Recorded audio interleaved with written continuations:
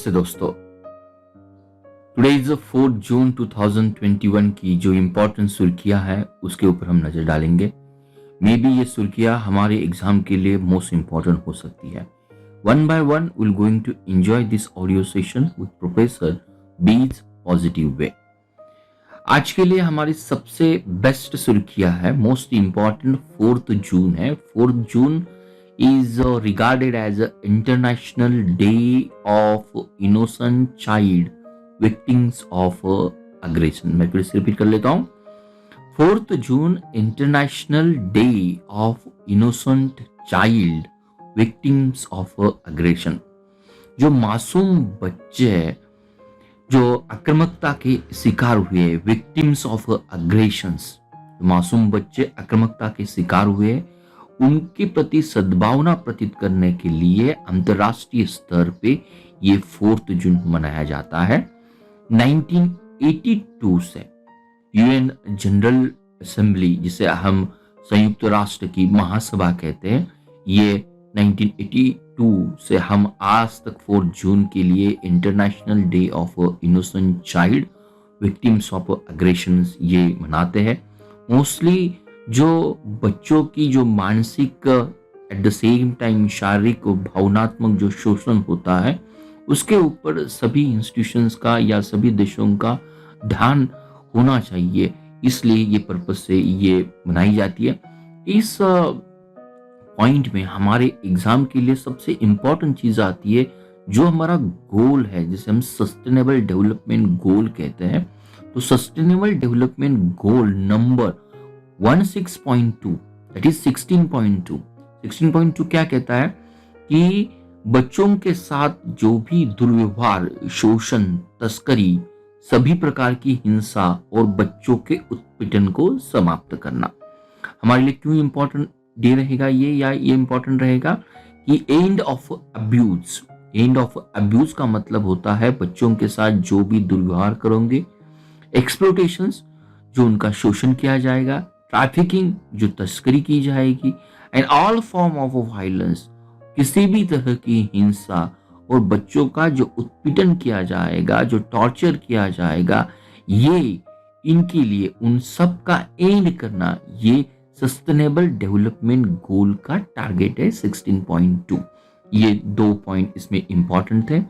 आज के लिए नेक्स्ट सुर्खियां है एशियन डेवलपमेंट बैंक और इंडिया ने जो अग्रीमेंट किया है road upgradation project in Sikkim के लिए। एशिया डेवलपमेंट बैंक और भारत सरकार में जो सिक्किम के सड़क उन्नयन परियोजना है, मींस जो भी अपग्रेडेशन रोड है वो सिक्किम के लिए, ये ऑलमोस्ट एशियन डेवलपमेंट बैंक में $2.5 मिलियन का इन्वेस्टमेंट किया है। इस प्रोजेक्ट का नाम है PRF का लॉन्ग फॉर्म है प्रोजेक्ट रेडीनेस फाइनेंसिंग। मैं फिर से रिपीट कर लेता हूं।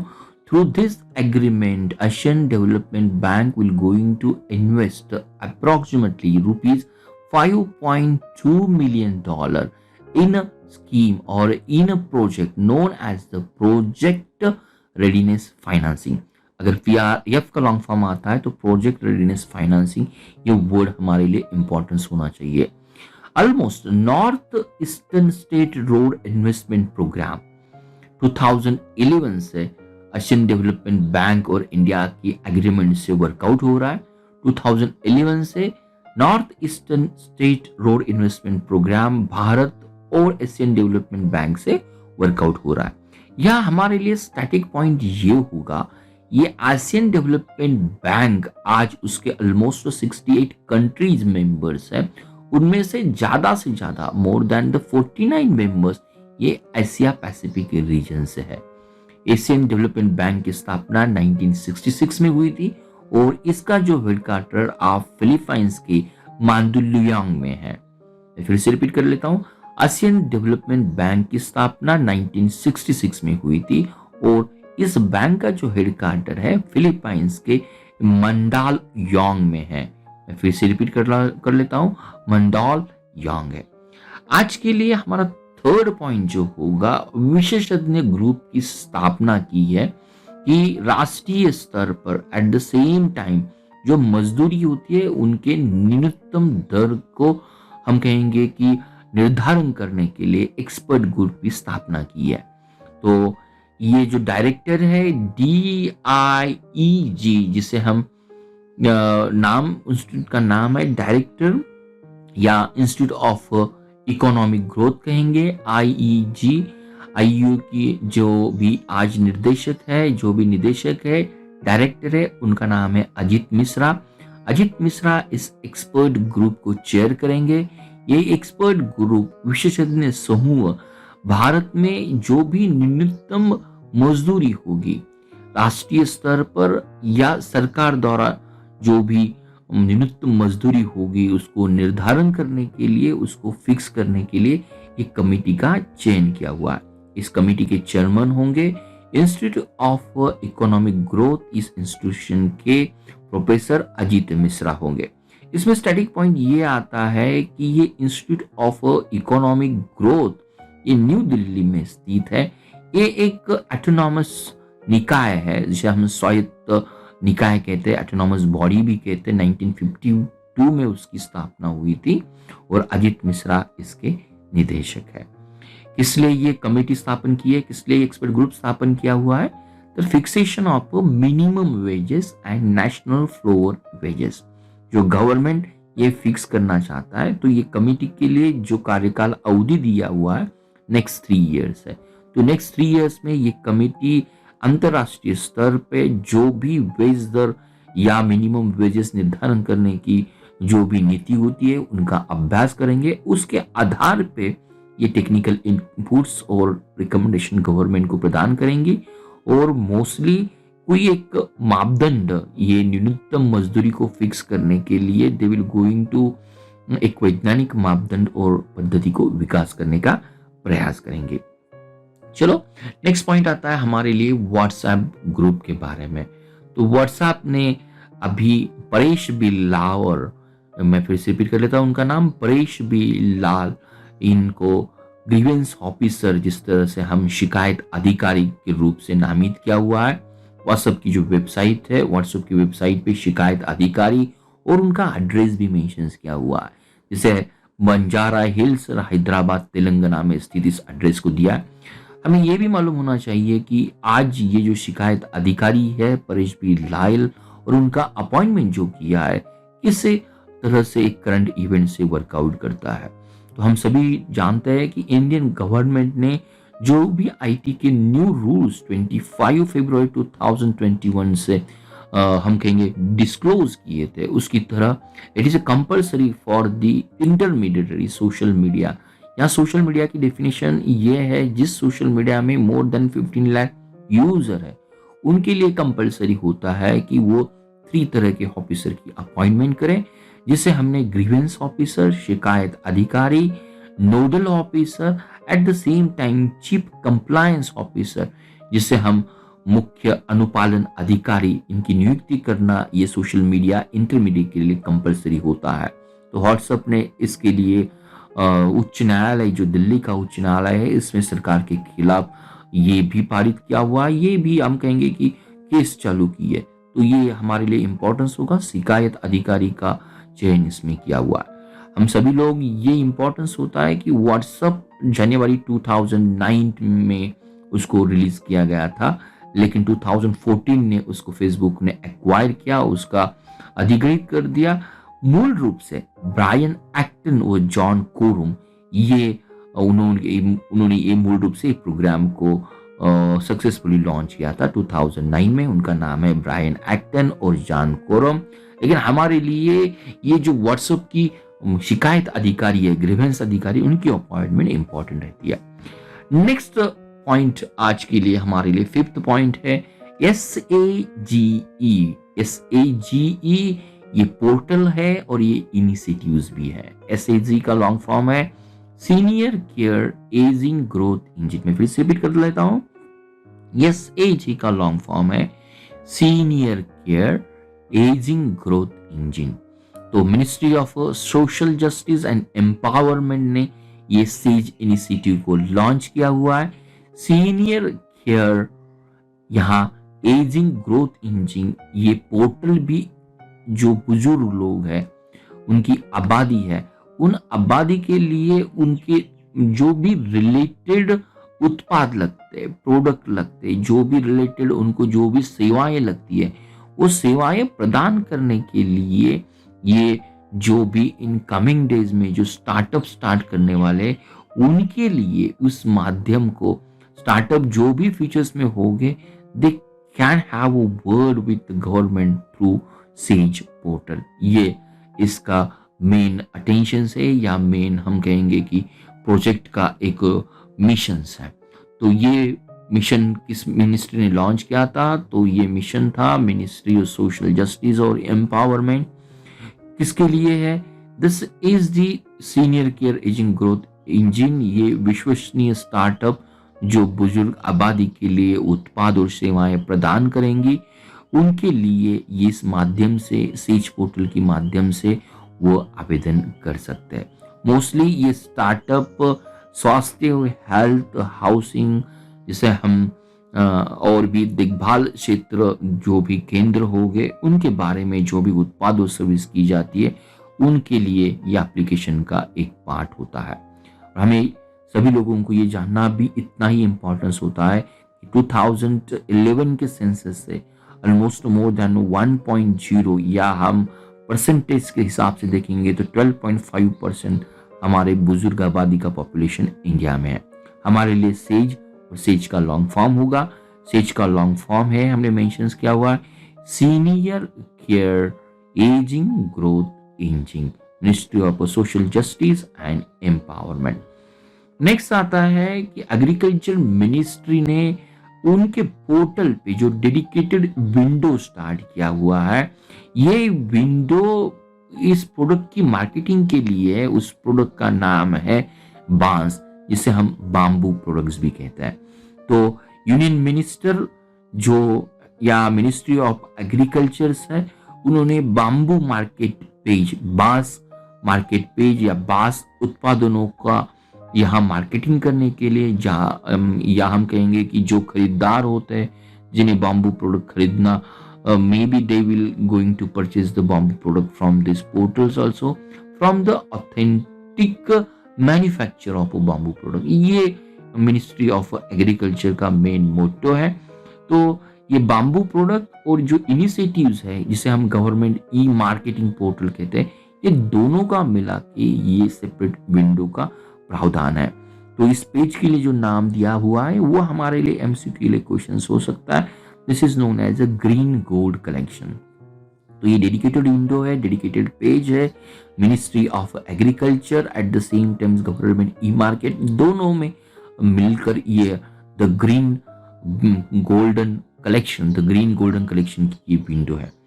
हमें अगर नेशनल बाम्बू मिशन, ये स्टैटिक पॉइंट अगर समझना इंपॉर्टेंस होता है, तो जो इंडियन फॉरेस्ट 1927 का अधिनियम है, उसके तहत 2017 में देखो, मैंने फिर से रिपीट कर लेता हूँ, 1927 का जो भी एक्ट था उसे हम इंडियन फॉरेस्ट एक्ट कहते हैं, भारतीय वन अधिनियम।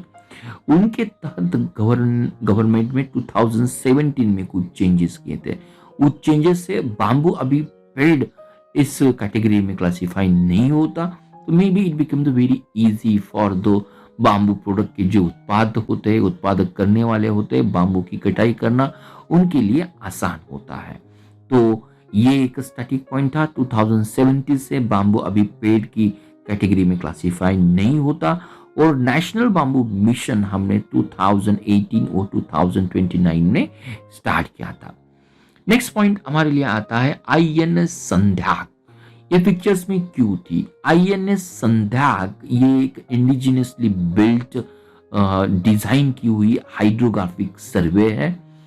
ये हाइड्रोग्राफिक सर्वे एक सीप है जो आज हमारा जो डॉकयार्ड है, जो नेवल का हेडक्वार्टर है ईस्टर्न कोस्ट पे विशाखापट्टनम में, उसको डिकमीशन किया है या उसे सेवा मुक्त कर दिया है। INS संध्याक अगर पिक्चर्स में आते हैं तो आपको एटलीस्ट ये हाइड्रोग्राफिक सर्वे सीप थी, ये मालूम होना बहुत इंपॉर्टेंट थी। और कलकत्ता का GRSC, जहां पे उसका कंस्ट्रक्शन 1978 में किया था, और 1981 से वो हमारे इंडियन नेवी को उसकी हाइड्रोग्राफिक सेवा भी दे रही है। ये पॉइंट आईएनएस संध्या के बारे में एटलीस्ट हमें मालूम होना चाहिए। नेक्स्ट पॉइंट आता है gift, GIFT।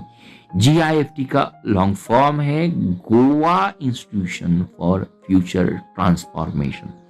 Goa institution for future transformation.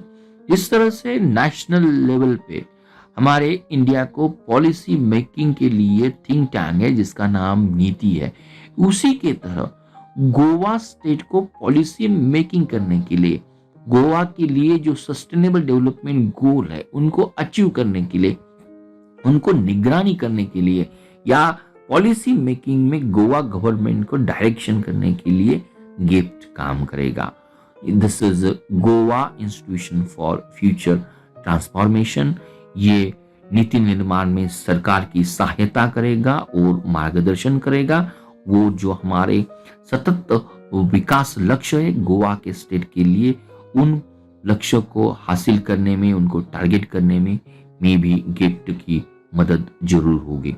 जिस तरह से नीति आयोग के जो अध्यक्ष हमारे प्राइम मिनिस्टर होते हैं, उसी तरह से इस गिफ्ट के अध्यक्ष भी गोवा के मुख्यमंत्री होंगे। और हमारे संविधान का जो अनुच्छेद 309 है, उसको 309 की तरह उसको एक स्वायत्ता ऑटोनॉमस का दर्जा भी यहीं पे दिया गया है। तो गोवा के लिए हमें ये जरूर मालूम होना चाहिए, आज गोवा के चीफ मिनिस्टर प्रमोद सावंत है और गवर्नर भगत सिंह कोश्यार है। गोवा की कैपिटल पणजी है और 30 में 1987 को गोवा के लिए स्टेटहुड का दर्जा दिया गया था। GIFT Goa institution for the transforming, Goa institution for the future transformation, ये उसका लॉन्ग फॉर्म होगा। नेक्स्ट पार्ट आता है CEME, जिसे clean energy minister virtual meeting कहेंगे। Clean energy minister virtual meeting Chile इस राष्ट्र ने वर्चुअली उनको होस्ट किया था। अभी हमारे लिए 2023 में जो क्लीन एनर्जी मिनिस्ट्री की जो मीटिंग होने वाली है, it will going to be the host by the India. ये MCQ हो सकता है। और इस मीटिंग में सबसे इंपॉर्टेंट बात क्या हुई, तो इस मीटिंग ने भारत और यूके सरकार के द्वारा इंडस्ट्रियल एनर्जी इफिशिएंसी के लिए जो कार्य प्रक्रिया शुरुआत की गई, इस कार्य प्रक्रिया के लिए नाम दिया जाता है न्यू वर्क स्ट्रीम। मैं फिर से रिपीट कर लेता हूं, एक 12th CEM की मीटिंग थी जिसे हम क्लीन एनर्जी मिनिस्ट्रियल मीटिंग कहते हैं। चिली द्वारा ये आयोजित की गई थी, होस्ट की गई थी 2023 में। इंडिया उसको होस्ट करने वाला है और इंडिया और यूके ने इस मीटिंग में IEE, जिसे हम इंडस्ट्रियल एनर्जी इफिशिएंसी को प्रमोट करने के लिए ये इनिशिएशन या कार्य प्रक्रिया शुरू की है। एटलीस्ट हमें ये पॉइंट इसके बारे में मालूम होना चाहिए। और ये जो CME है जिसे कोऑर्डिनेट करती है UN की UNIDO, United Nations Industrial Development Organization, जिसका हेडक्वार्टर वियना ऑस्ट्रेलिया में है और स्थापना 1966 में हुई थी। तो जो भी मेंबर कंट्रीज होते हैं यूनीडो को, उनको इकोनॉमिक और इंडस्ट्रियल डेवलपमेंट के लिए असिस्ट करना, ये उनके लिए काम होता है। और आज के इस सेशन का लास्ट पॉइंट, हम उसे बिल्कुल निगलेक्ट नहीं कर सकते, F54B। अगर F54B आता है तो उसका जो लॉन्ग फॉर्म है उसे हम पेंगुइन 4B कहते हैं। तो पेंगुइन 4B क्या होगा, नाम से भी हम अंदाज लगा सकते हैं। तो ये पेंगुइन 4B ये सैटेलाइट होगा। सैटेलाइट चाइना ने लॉन्च किया हुआ है और चाइना का जो रॉकेट था, वो रॉकेट का नाम था लॉन्ग मार्च 3B। और ये सैटेलाइट का मेन पर्पस जो था कि मेट्रोलॉजिकल सैटेलाइट, मेट्रोलॉजिकल मौसम का विश्लेषण करना, पूर्वानुमान करना, पर्यावरण और आपदा निगरानी के लिए ये पेंगुइन 4B का चाइना यूज करेगा। इसके लिए यूज किया जाएगा, as itself is a meteorological satellite है। तो मौसम की विश्लेषण करना, मौसम का पूर्वानुमान करना, जो आपदा होती है, आपदा के लिए निगरानी करना, जिसे हम आपत्ति व्यवस्थापन भी कहते हैं, या पर्यावरण के बारे में यहीं पे निगरानी करने का काम करेगी 4B, पेंगुइन 4B। मेरे प्यारे दोस्तों, at least we cover the more than the 10 point. जिस अगर हम समराइज करने की कोशिश कर लेते, एक बार आप ऑडियो अच्छी तरह से सुन लो, जो भी पॉइंट होते उसको नोट कर दो। फर्स्ट पॉइंट हमने 4 जून के बारे में देखा, international day for innocent child victims of aggression. Second point हमने आसियान डेवलपमेंट बैंक और इंडिया में 5.2 मिलियन की सिक्किम रोड अपग्रेडेशन प्रोजेक्ट की बात की। थर्ड पॉइंट हमने एक्सपर्ट ग्रुप जो मजदूरी को निर्धारण करेगा, जिसके लिए हमने इंस्टीट्यूट ऑफ इकोनॉमिक ग्रोथ के अजित मिश्रा चेयरमैन रहेंगे। देन हमने देखा 4 पॉइंट व्हाट्सएप ऐप ने पटेल परेश लाल को एक ग्रीवेंस ऑफिसर के तौर पर हैदराबाद स्थित उनको नियुक्त किया गया। देन हमने सेज पोर्टल के बारे में देखा, जो ministry of social and empower ministry ने उसको लॉन्च किया गया है। इसके तहत जो भी बुजुर्ग लोग हो गए उनके लिए जो भी प्रोडक्ट उत्पाद लगते हैं, सेवा लगती है, स्टार्टअप के आवेदन ले सकते हैं। नेक्स्ट आता है कि हमने जो गवर्नमेंट ई मार्केट और नेशनल मिशन ऑफ बम्बू के तरह जो नया पेज लॉन्च किया हुआ है, द ग्रीन गोल्डन कलेक्शन, इसके लिए हमने बांस उत्पादकों के बारे में वहीं पे मेंशन किया हुआ है। देन हमने ये देखा INS संध्या पिक्चर में क्यों था, उसे डीकमीशन किया गया। ये एक हाइड्रोलॉजिकल सर्वे शिप था। नेक्स्ट हमने गोवा में नीति आयोग की तरह जो इंस्टीट्यूशन की स्थापना की है, उसके लिए गिफ्ट ये नाम भी दिया और गिफ्ट का लॉन्ग फॉर्म देखा। और लास्ट दिल्ली ने जो भी वर्चुअल मीटिंग ऑर्गेनाइज की थी, उस मीटिंग के लिए हमने क्लीन एनर्जी मिनिस्टर ये शब्दों को देखा। और लास्ट आता है पेंगुइन बी। पेंगुइन बी का मतलब या FIB कहते हैं कि चीन का ये मेट्रोलॉजिकल सैटेलाइट है।